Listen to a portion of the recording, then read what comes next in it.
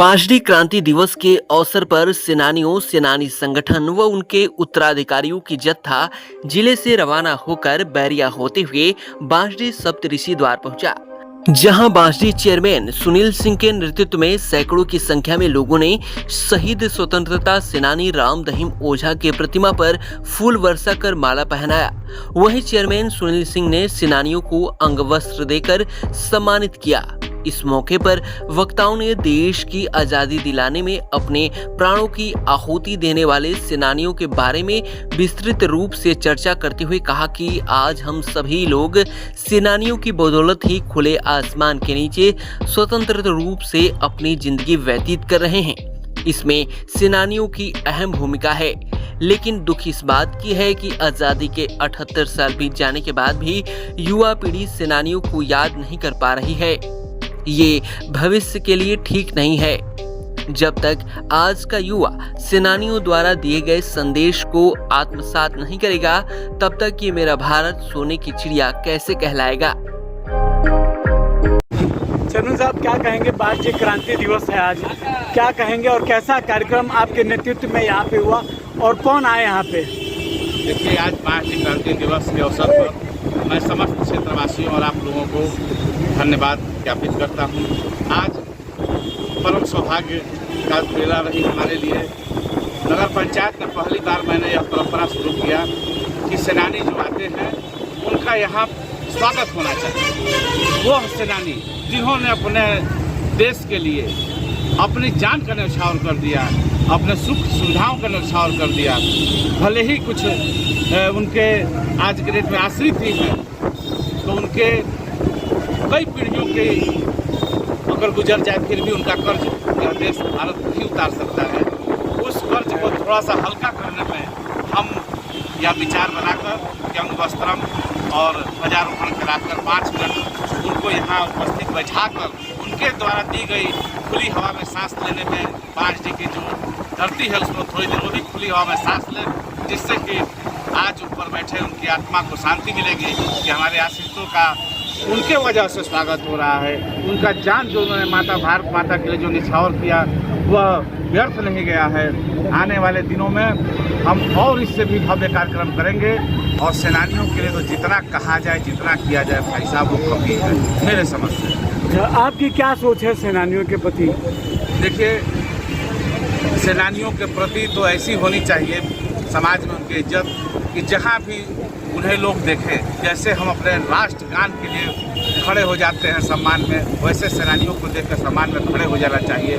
सरकार चाहे जितनी सुविधा दे दे वह कम है, सरकार को जितनी अधिक से अधिक सुविधा हो उनको देना चाहिए और उनके आदर्शों पर एक गोष्ठी होनी चाहिए। उनके आदर्शों पर चलने के लिए हमें सोचनी चाहिए, क्योंकि जो आज़ादी हमारे सेनानियों ने सोचा था वो आज़ादी हमें आज नहीं प्राप्त है, क्योंकि आज आज़ादी धीरे धीरे हमारे चंद अमीरों के चंगुल में जाती नज़र आ रही है।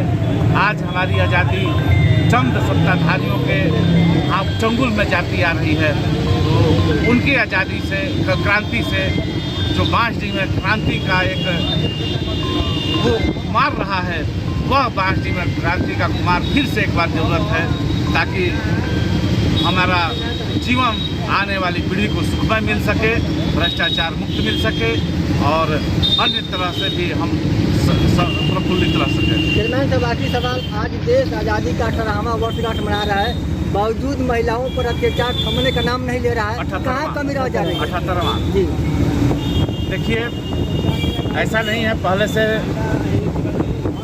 यह पूरी चली आ रही है। रोकथाम इस पर लगाने की ज़रूरत है, कड़े से कड़े कानून बनाने की ज़रूरत है और त्वरित इस पर कार्रवाई की ज़रूरत है। और जैसे पहले ज़माने में हम लोग के पूर्वज सामाजिक बहिष्कार करते थे, उस सामाजिक बहिष्कार की बहुत ज़रूरत है।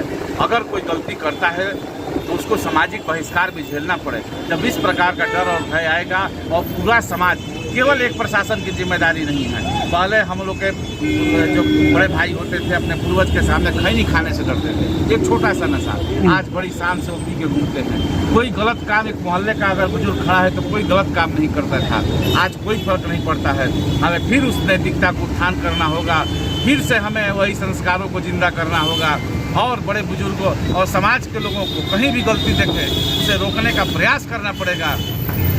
अगर जैसे कुछ दिन पहले यहाँ एक घटना हो गई, अगर समाज के लोग खड़े हो जाते तो उस दिन हमारे रोहित पांडे हमारे बीच के एक नौजवान की जान नहीं गई होती।